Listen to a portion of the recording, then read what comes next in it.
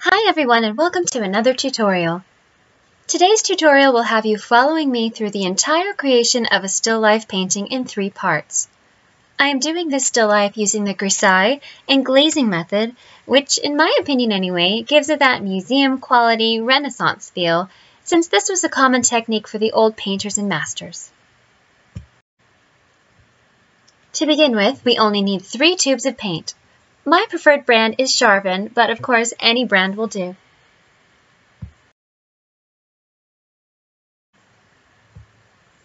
Here we have the largest portion of titanium white, a bit smaller portion of ivory black, and an even smaller portion of sepia. You can swap out any brown for the sepia. I'm just using it to warm the base up slightly. Okay, let's get mixing. What I'm looking for is 1 light gray value, 1 middle gray value, and 1 dark gray value. This is really all I will need for the underpainting and grisaille. If I need a value in between any of these colors, I can borrow from the neighboring color and create a middle value between them. Just off to the side of my palette is a baby wipe, which I always keep within reach. I am wiping my palette knife off between values so as not to contaminate the next color I am mixing. Baby wipes are invaluable and I recommend everyone grab a package.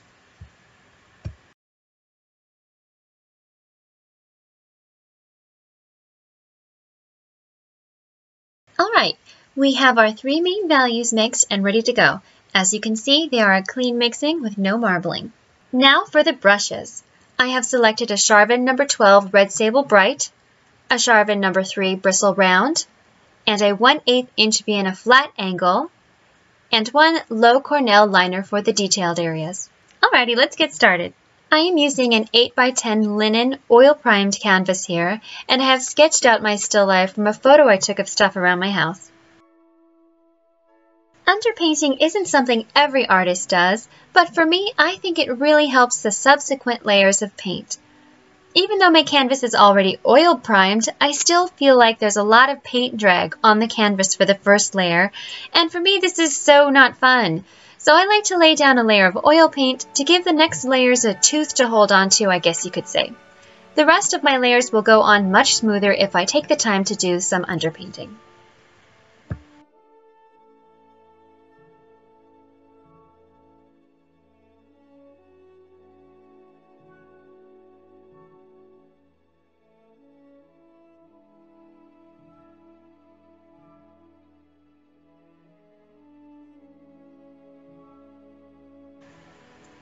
Additionally, underpainting can give you a bit of a map of your values so that when you go back in your second layer of refining paint, you know where your values need to be more or less. With underpainting, you can get a quick feel for how things are working together.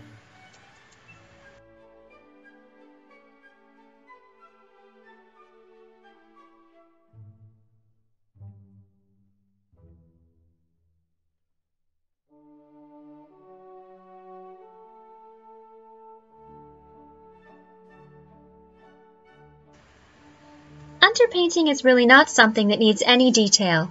You're just saying with paint, basically in this case, this is where the lemon goes, this is its approximate overall value, this is where the lime is, and it's darker than the lemon, here is where the pears go, here is where the major shadows and highlights go, and so on and so forth.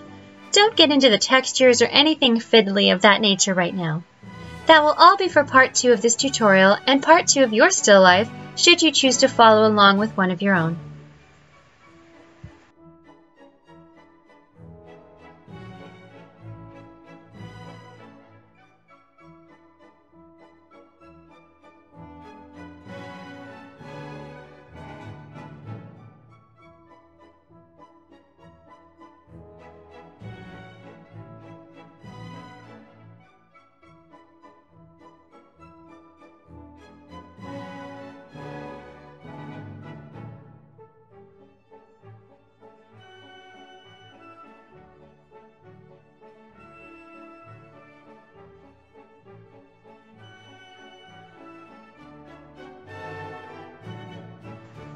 If you're wondering about the term grisaille, it's a French term derived from the word gris, meaning gray. Similarly, you may come across the terms brunaille or verdaille, which are derived from the words brun for brown and vert for green. Same technique, just using different choices of color for the different tonal qualities.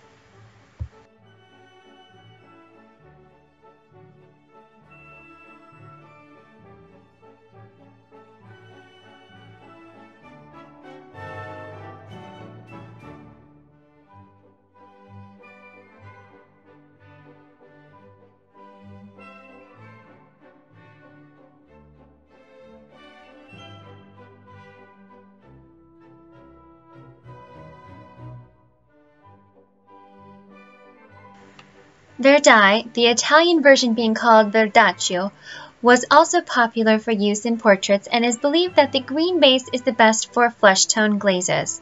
Being complementary colors, the base allows for the redder tones to pop, while simultaneously toning down some of the intensity of the oranges and the pinks to diminish that plastic-like appearance. But that's for another tutorial.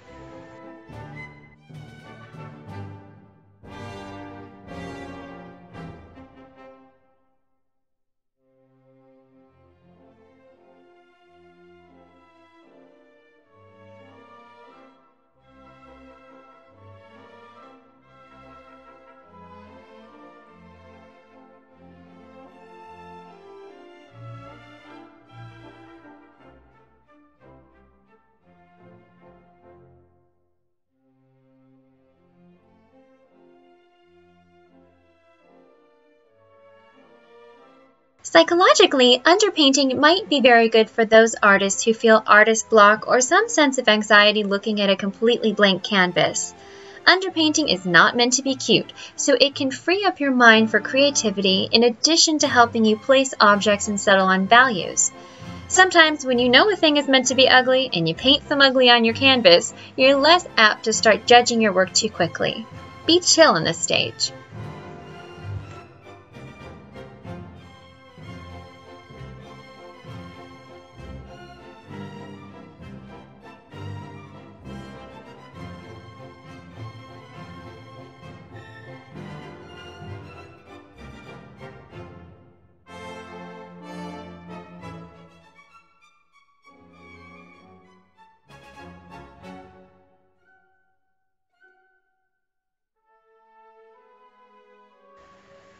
If you happen to be a skilled artist in drawing, not just line drawing, but with all the shading and highlights, you'll probably find underpainting and grisaille very easy because it is essentially the same thing with a different medium.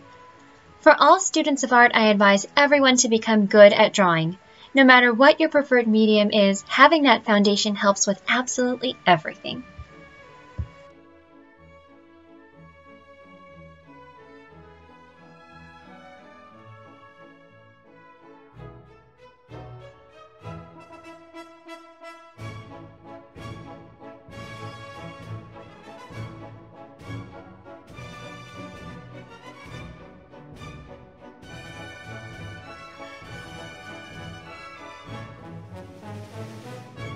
For this underpainting, of course, I'm using tones of gray because I want a pretty faithful base for my glaze colors. Gray is a tiny bit cool for me, which is why I added the sepia, just to give it a little more warmth, but not so much that it's going to dramatically affect my glaze layers.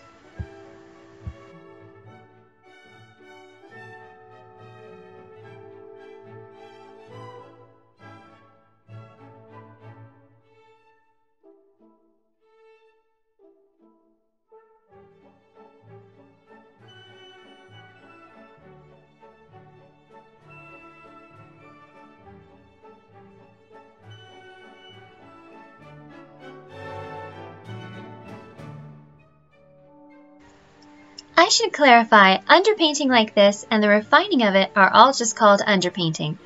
Some artists refer to the refined underpainting as grisaille, but others still classify it as underpainting. In art, it seems that anything goes, so for the purposes of this tutorial, I will call this messy layer the underpainting and the refined version the grisaille. Some artists like keeping it at the messy stage and going over it alla prima with their fully pigmented, non-transparent paints. Some artists like to refine the messy underpainting and continue on glazing with transparent paints. Let me stress there is no right or wrong or better or worse here. You are not like a more awesome painter doing it one way over the other. Each technique is there for you to use at your whim to give you whatever look you're trying to achieve. There's really a time and a place for both, and you can even mix and match where you need to. Remember, this is art.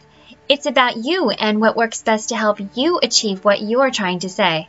Learning always is the best way.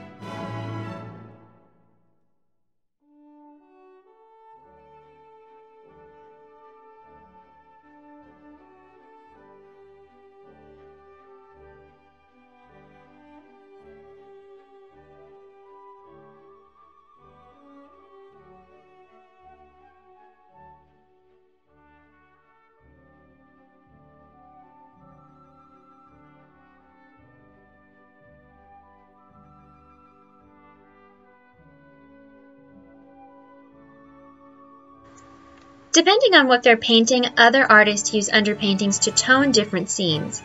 Blues for giving a cold, wintry feel, yellows for seams in warm climates, and even purples, which make a very nice base for warm colors.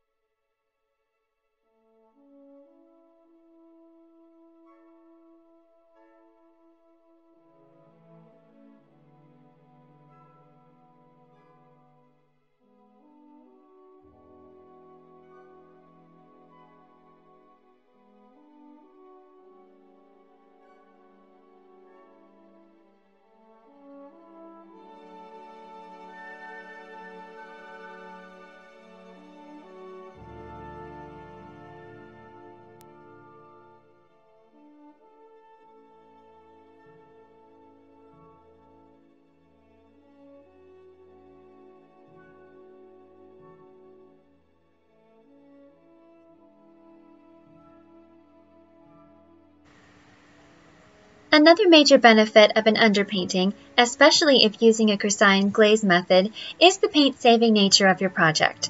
On a whole, titanium white, ivory black, and whatever brown color you might be using, if you decide to use one, are on the less expensive side of the paint spectrum. You can observe everything about your painting, what works, what doesn't work, and make all your fixes before you start with color, thus saving all of those more expensively pigmented colors for future projects. Plus, a little glaze goes a long way, so it is a savings. In addition, the gray tones dry, or technically harden, quite quickly for oil paint, so you can get to the next stage of your painting a little faster than waiting on certain colors to dry.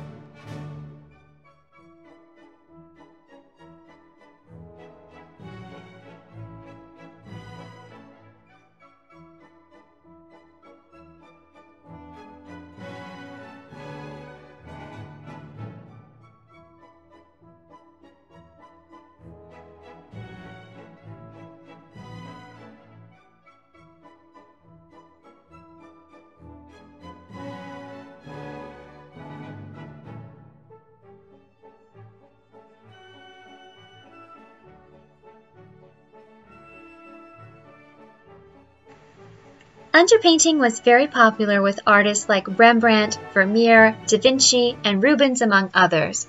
I have read that they would keep a number of underpaintings in their studios waiting for clients to show an interest in them or okay their work before moving on to color and detail. It's truly like sketching in paint.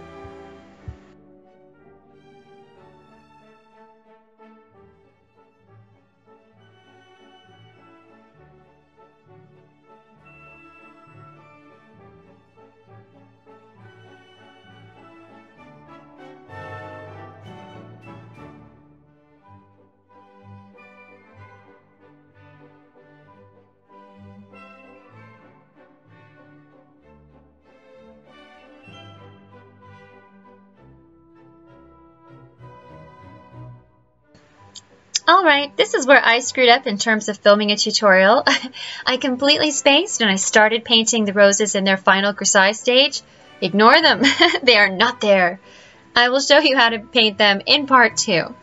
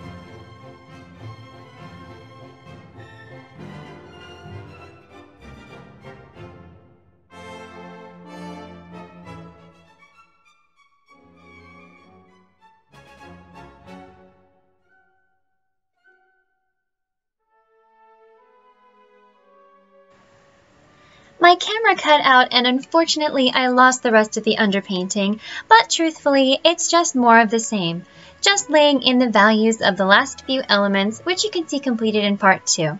Plus I ended up changing the entire piece of material anyway. So if you're working on a painting of your own, this is where you clean up and let your canvas dry thoroughly to the touch.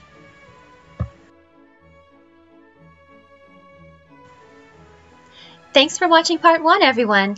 Please join me in part 2 where some of the real magic happens. Watch these blobs of paint take shape and form fruit, glass, china, and so forth. As always, if you liked this video and want to see more, please subscribe, like, click the notification bell, and so forth. And of course, if you have any questions, please feel free to ask.